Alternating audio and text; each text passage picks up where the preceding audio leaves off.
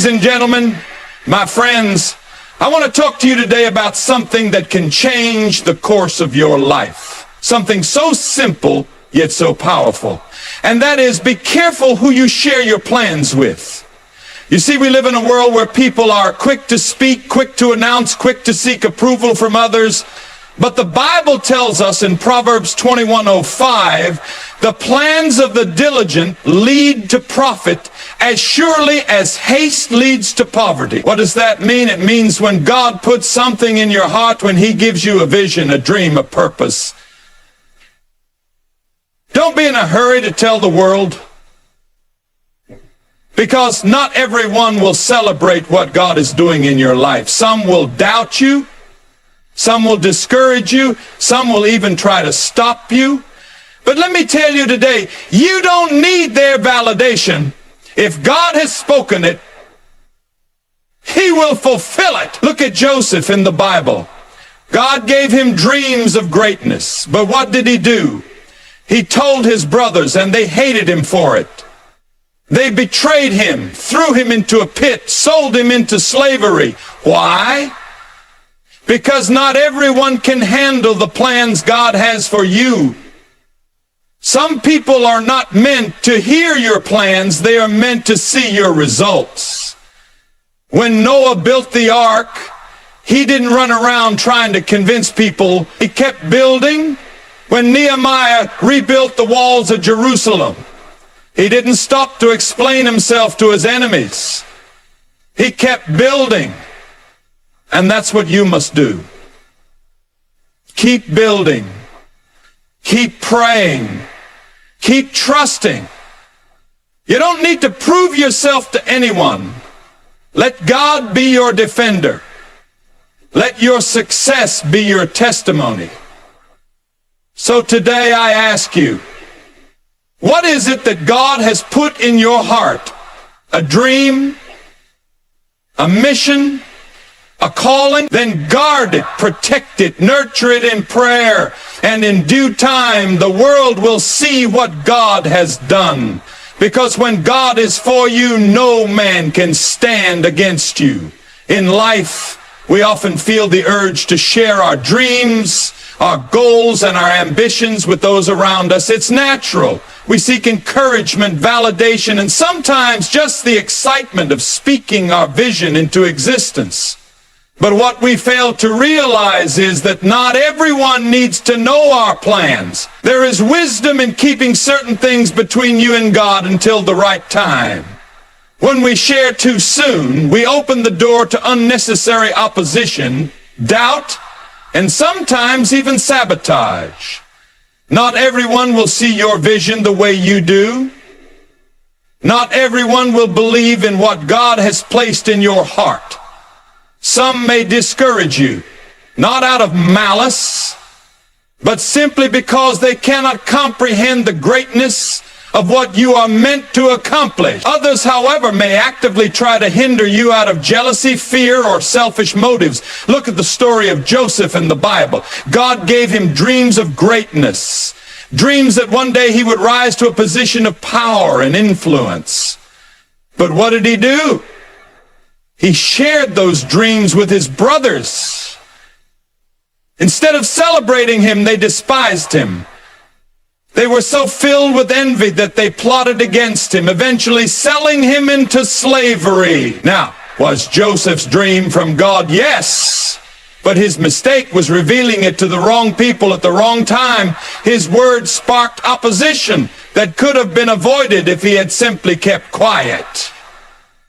The same principle applies to us today.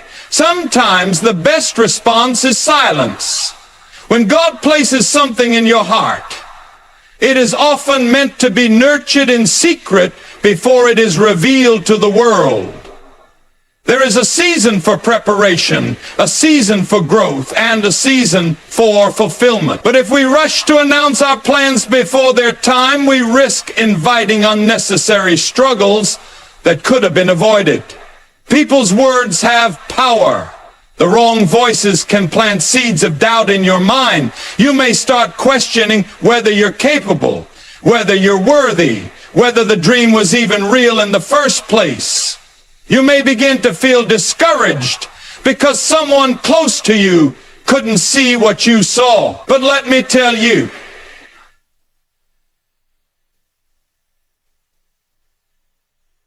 go around trying to explain insight to those who mocked him. He kept building. He kept building.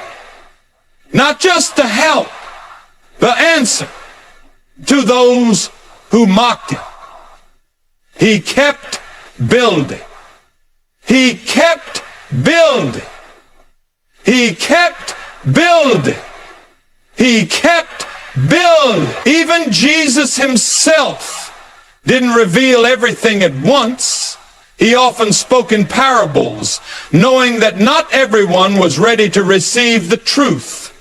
There is a lesson in that for us. When you keep your plans between you and God, you allow Him to be the one guiding your steps. You give yourself space to pray, to prepare, and to move forward without the weight of other people's opinions. It is in those quiet moments of obedience that your faith is strengthened. And when the time is right, when God has set everything in place, your success will speak for itself.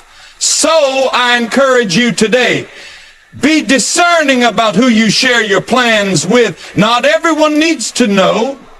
Some people are meant to witness the results, not hear the process. Trust in God's timing. Let Him be the one to open doors, to make a way, and to reveal your purpose when the season is right. Because when He is for you, no one can stand against you. Joseph was a young man with a great destiny, chosen by God for an extraordinary purpose. He was given dreams that revealed his future, dreams of leadership, influence, and divine favor. But in his youthful excitement, Joseph made a critical mistake. He shared his dreams with the wrong people at the wrong time. Instead of receiving encouragement, he was met with jealousy, resentment, and betrayal. His story serves as a powerful lesson about the importance of discernment when it comes to sharing what God has placed in our hearts. Joseph was the favored son of Jacob, and his father's love for him was evident. This favoritism was symbolized by the special coat of many colors that Jacob gave him, setting him apart from his brothers. But even before his dreams, his brothers already harbored resentment toward him. They saw him as different, as privileged, as someone receiving special treatment. Then when Joseph began to share his dreams, dreams that indicated he would one day rule over them, their jealousy turned into hatred. At first glance, Joseph's mistake may not seem like a mistake at all. After all, isn't it natural to share our excitement about what we believe is ahead? But Joseph failed to realize that not everyone is ready to celebrate your calling. He was young, inexperienced, and unaware of the dangers of exposing his destiny too soon. Instead of keeping his dreams between himself and God, he openly declared them, giving his brothers more reason to despise him. When he told them about his first dream, in which their sheaves of grain bowed down to his, their immediate response was anger. They asked, "Do you intend to reign over us? Will you actually rule us?" Genesis 37:8. And rather than keeping quiet, Joseph had another dream, this time even greater, where the sun, moon, and 11 stars bowed before him. Instead of reflecting on what these dreams meant in silence, he shared them again, even in the presence of his father. His brothers hated him all the more, and even Jacob rebuked him. This is where Joseph's youthful enthusiasm led to his downfall. His words sparked an unnecessary storm of emotions in his brothers. They conspired against him, threw him into a pit, and eventually sold him into slavery. What began as an innocent sharing of a vision turned into years of suffering, rejection, and hardship. Had Joseph understood the power of discretion, he might have avoided this immediate betrayal. But even in the midst of Joseph's mistake, God was still at work. Although his own brothers tried to destroy him, they could not erase the purpose that God had placed on his life.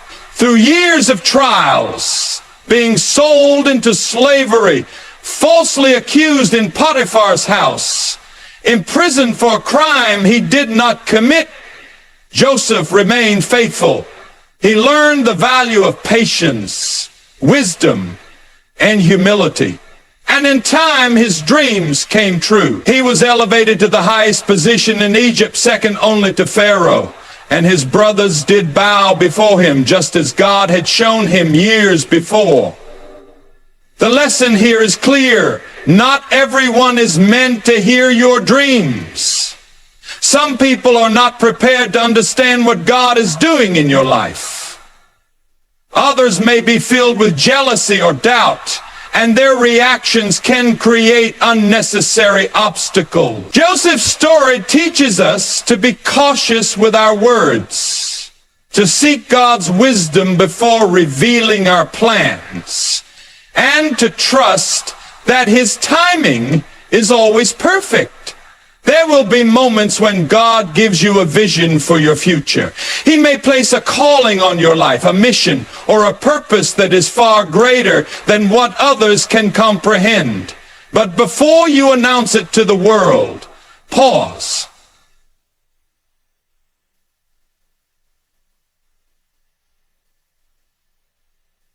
Your words until the right season arrives. May people spend their lives talking about what they plan to do, what they dream of becoming, and how they intend to succeed. But the truth is, words mean little without action. We live in a world where promises are made and broken, where people speak of big plans but never follow through. Yet those who truly accomplish great things are not the ones who boast about their ambitions. They are the ones who quietly work, persistently build, and let their results speak for themselves. Throughout history, and especially in the Bible, we see that action always outweighs words. When God calls someone to a purpose, he does not ask them to convince the world of their calling. He asks them to step out in faith and do the work. Many people will talk about faith, but only those who act on it will see its power. Take Noah, for example. God gave him an assignment to build an ark because a flood was coming. Now imagine the mockery Noah must have faced. People must have laughed at him, ridiculed him, and called him crazy. But did Noah stop to argue? Did he spend his days trying to explain himself to those who didn't believe? No, he kept building. He followed God's command and let his obedience speak for itself. And in the end, when the flood came, it was Noah and his family who were saved, while those who had mocked him perished. His actions, not his words, proved his faith. Another example is Nehemiah. When he set out to rebuild the walls of Jerusalem, he faced intense opposition. His enemies mocked him, questioned his abilities, and even tried to stop him. They wanted him to come down from his work and defend himself, but Nehemiah refused. He said, "I am doing a great work, and I cannot come down." Nehemiah 6:03. Instead of getting distracted by their negativity, he kept working. And because of his persistence, the walls of Jerusalem were restored in record time. His dedication was his response. Even Jesus himself demonstrated this principle. He did not waste time trying to explain who he was to those who doubted him. He simply healed the sick, raised the dead, cast out demons, and preached the truth. His works testified of his identity far more than any argument ever could. When John the Baptist's disciples came to ask if he was truly the Messiah, Jesus did not launch into a long explanation. Instead, he told them to look at the evidence. Go and tell John what you hear and see. The blind receive their sight and the lame walk. Lepers are cleansed and the deaf hear, and the dead are raised up. Matthew 11:4-5. His actions proved who he was. This same principle applies to our lives. Many people will not believe in your dreams until they see them come to life. Some will doubt you, question your abilities, or even try to discourage you. But instead of wasting your energy trying to convince them, use that energy to build, to work, and to move forward. Let your success be your response. Let your dedication be your answer. If you want to be a writer, don't just talk about it, write. If you want to start a business, don't just announce it, work on it. If you want to be known for something great, let your actions create your legacy. Talking about success does not make it real. Consistent effort does. God honors action. Faith is not just believing. It is stepping out and doing. James 2:17 says, faith without works is dead. This means that if you truly believe in the vision God has given you, you must take action. Don't wait for approval. Don't stop to argue with doubters. Just keep moving forward, and in time, your results will speak louder than any words ever could. People spend their lives talking about what they plan to do, what they hope to achieve, and what they dream of becoming. They make promises, set goals, and declare their ambitions to the world. But the reality is, words alone do not accomplish anything. It is action that makes the difference. No matter how passionately someone speaks about their desires, without action, their words are empty. Those who truly achieve great things are not the ones who constantly talk about their plans, but the ones who quietly and consistently work toward their goals. In the Bible, we see time and time again that God calls people to action, not just words. Faith itself is not just believing, but stepping out and doing. James 2:17 tells us, faith without works is dead. This means that true faith is demonstrated not by what we say, but by what we do. Many people claim to have faith, but only those who act on it will see its power.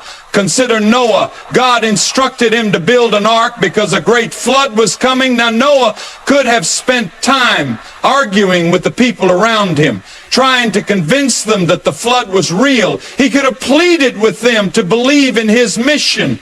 But instead, he simply obeyed God and got to work. Day after day, he built the ark, despite the mockery and ridicule of those who refused to believe. He did not stop to explain himself. He let his actions speak for him. And in the end, it was Noah and his family who were saved. His obedience, his persistence, and his faith in action made the difference. Look at Nehemiah, another example of someone who understood the power of action. When he set out to rebuild the walls of Jerusalem, he faced opposition from enemies who wanted to see him fail. They mocked him, questioned his ability, and even tried to intimidate him into stopping. But Nehemiah refused to be distracted. Instead of wasting his energy on arguments or explanations, he responded with work. He famously said, I am doing a great work and I cannot come down. Nehemiah 6:03. He stayed focused on his mission. And because of his determination, the walls of Jerusalem were rebuilt in record time. His success was not in his words. It was in his relentless effort. Even Jesus himself demonstrated this principle. He did not try to convince people with long explanations of who he was. He simply did the work of the Father. He healed the sick, raised the dead, cast out demons, and performed miracles. When John the Baptist's disciples came asking if he was truly the Messiah, Jesus did not try to prove himself with words alone. Instead, he said, go and tell John what you hear and see. The blind receive their sight, the lame walk, lepers are cleansed, the deaf hear, the dead are raised, and the poor have the gospel preached to them. Matthew 11:4-5, his works testified of his identity far more than any words ever could. This same principle applies to our own lives. Many people will not believe in your dreams until they see them come to life. Some will doubt you, question your abilities, or even try to discourage you. But instead of spending energy trying to convince them, use that energy to build, to work, and to move forward. Let your success be your response. Let your dedication be your proof. If you want to achieve something, don't just talk about it, take action. If you want to write a book, don't just tell people about your idea, start writing. If you want to start a business, don't just announce your plans, take steps to make it happen. If you want to strengthen your relationship with God, don't just say you will, commit to prayer, reading His Word and living out your faith. Talking about success does not make it real. Consistent effort does. God honors action. The ones who truly fulfill their purpose are not those who boast about it, but those who are willing to do the hard work. So don't waste time trying to convince others of what you are capable of. Keep moving forward. Keep working, and in time, your results will speak for themselves.